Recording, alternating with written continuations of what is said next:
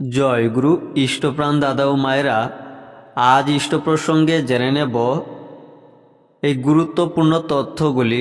আগামীকাল হবিষ্যান্ন, আর হবিষ্যান্নে আগামীকাল মধ্যাহ্নে এবং সন্ধ্যাতে আমরা হবিষ্যান্নে কি কি গ্রহণ করতে পারবো এবং হবিষ্যান্নের নিয়ম পদ্ধতি জেনে নেব। আগামীকাল 1 মে 56তম তিরোধান তিথি জগজ্জননী শ্রী শ্রী বড়মার। হবিষের দিন সংযতভাবে ইষ্টমন্ত্র জপ পরায়ণ হইয়া থাকা, ত্রিসন্ধ্যা স্নান করা, বৃথা বাক্যালাপ বর্জন এবং মধ্যাহ্নে হবিষান্ন গ্রহণ করায় বিধেয়।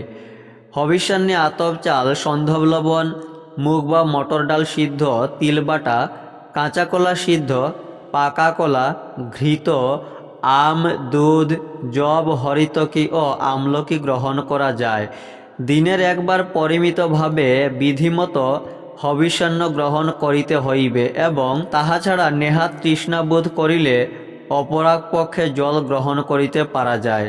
এই ছিল মধ্যাহ্নের হবিষ্যান্ন ব্রত পালনের নিয়ম ও দ্রব্যাদি। হবিষ্যান্নে সন্ধ্যাতে দুধ, কলা, গুড় ও বাতাসা, সাগু এবং ফল গ্রহণ করা যায়।